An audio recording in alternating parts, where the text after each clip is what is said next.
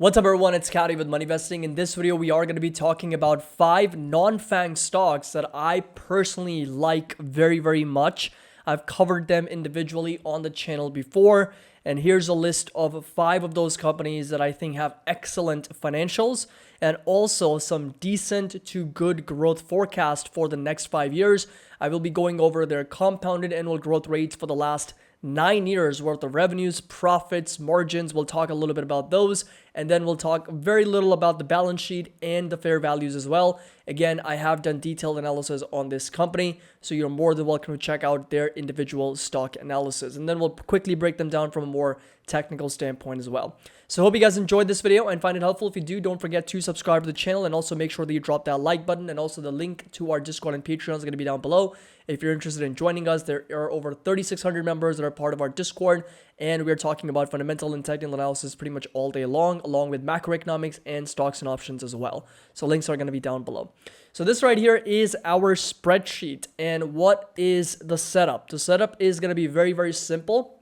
I've got 5 stocks listed over here, and I've also got 2013 to 2022 most recent quarterly numbers along with the compounded annual growth rates for revenue, gross profit, operating income, net income. So they're all profitable. So if you are part of this channel, you guys know that we focus very much on high quality companies as opposed to speculative, small market cap and very low float companies. We focus on companies that have over $1 billion in market cap, that are profitable, they've got lots of liquidity, and that have the potential to grow into something bigger than what they are right now. We've also are going to be looking at EBITDA, diluted shares. So again, if you're a part of this channel, we look for diluted shares that's going down, meaning the companies are buying back shares consistently. Most of the companies on this list are. Maybe 1 or 2 are issuing maybe slight amount of shares, like less than 1% per year. But that's obviously something that's very reasonable compared to companies that might be, issuing 10, 20, 30% per year. Of course, earnings per share is going to be looked at, free cash flow, cash to debt ratio, their 5-year EPS compounded annual growth rate forecasted for the next 5 years, my fair value with respect to the market price, and how much percentage drop is needed for these companies to be immediate buys at those fair values. So first things first, let's just talk with the first company that has been growing revenues at a little bit over 14.69%. I mean, I'm pretty much going to go over everything at once. So 14% growth in revenues over the last 9 years. That's very good. And gross profit's been growing at over 16%. Operating income's been growing at 30%, and net income at over 43%. That's a very strong growth rate. So you can see that every single year they've been able to grow net income by over 43%, EBITDA 24%, and this company's been buying back shares every single year. So by over 3.5%, they've been buying back shares, and EPS is at over 600% compounded annual growth. I think it went from like 35 cents to over $7 a share. Free cash flow sitting at just a little bit over 25% in compounded annual growth rate, with the 1.07 cash to debt. So companies got more cash than debt on the balance sheet, and their next 5-year compounded annual growth rate is 8%, which I think is really low. This company can easily double that, and my fair value is at $83 and market price is $117 per share, none other than Applied Materials, ticker symbol AMAT. And I actually recently did a video on this company, and I really liked what I saw, considering that a lot of things lined up really well. In fact, had I analyzed this company back in October, it would have been a part of my portfolio, considering it was trading at low $70 per share. And from those levels, it's already rallied 64%. So in my opinion, definitely add this to your watch list and keep a close eye, because this is a company that's been doing really well, especially on the financial side of things. And balance sheet's phenomenal. Share buybacks are excellent. Management's great. And this is going to be that technical support sitting roughly at around $100 to $107 per share. And of course, my fair value sitting down to $81, $82. I'm even going to let that slide at close to around $85 to $92 per share. That's going to be another support level to watch for Applied Materials. Next one on the list, let's take a quick look, is another company, not as high of a growth rate as Applied Materials, but 11% growth in gross profit, 12% in operating income. Net income consistently has been growing by 13%, EBITDA by 12%, consistently buying back shares of a little bit over 2.2% every single year. EPS growing at 16% every single year, with over 8.8% in free cash flows, and just a little bit under 1 times cash debt here, so slightly more debt than cash. 13% is the growth rate expected for the next 5 years. This is a really, really high margin business. Unfortunately, my fair value is a little bit lower at close to $159 with the market price sitting at $220. We are obviously talking about Visa, ticker symbol V. And Visa also is, again, a fantastic business with incredibly, incredibly high margins. We're looking at 50% net margins for the company. That's one of the reasons why the growth has not been so strong, because it's not like they're going from 10% net margins to 50%. They've always been a high margin business to begin with.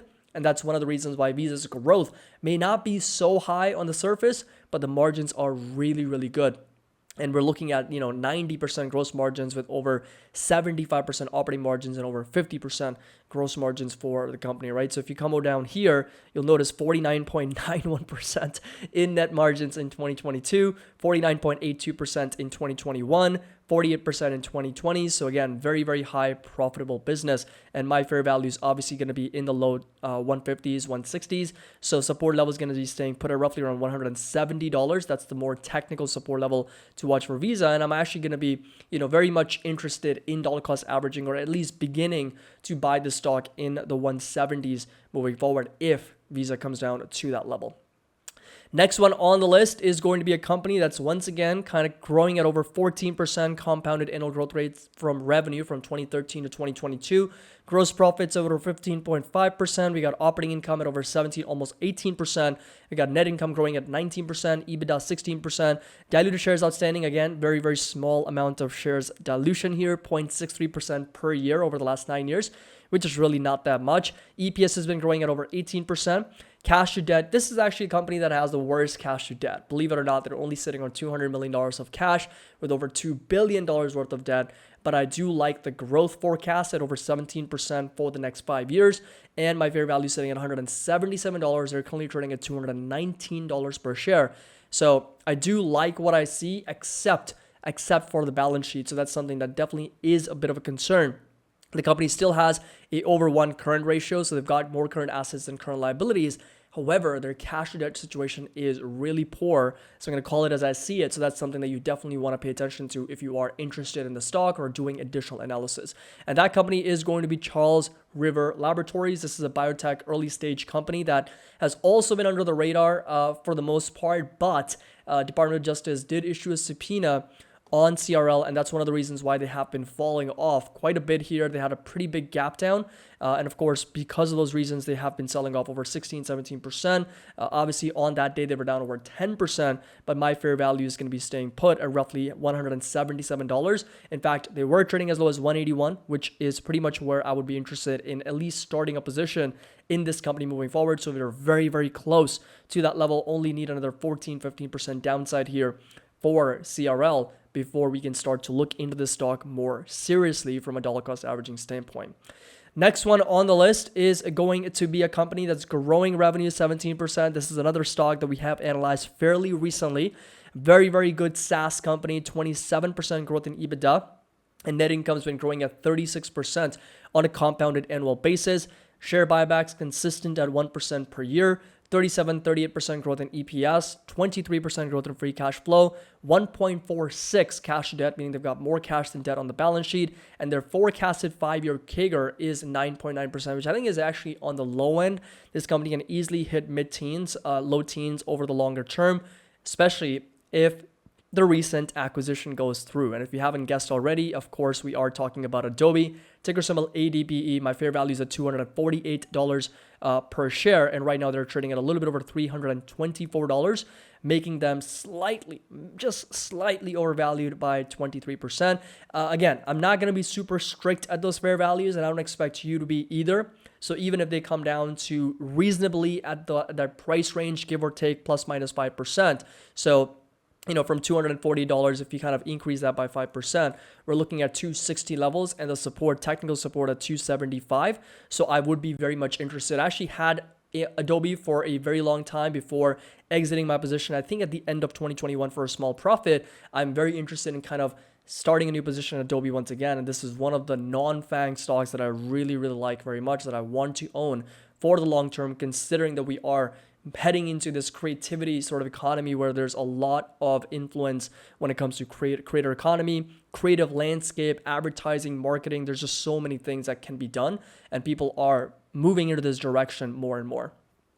And last but not least, we've got a company that probably is trading the closest to its fair value, at least in my opinion, makes for a good deal at these prices. 17% growth in revenues over the last 9 years, 14.5% in gross profit, 15.5% in operating income, 10.8% income, maybe not that much, but their forecasted EPS growth is also a little bit lower at 8.8%, but I think PayPal can definitely, I gave it away, but PayPal can definitely do a little bit higher than that because of the growth in Venmo. So PayPal is going to be the last non-FAANG stock that I do think has a lot of potential. And of course, they've been buying back shares every single year, and free cash flow has grown by over 23% compounded annually over the last 9 years for the company. So PayPal, of course, that next support is going to be sitting roughly at around $67, at which point I do think that PayPal will actually be a little bit undervalued considering our analysis.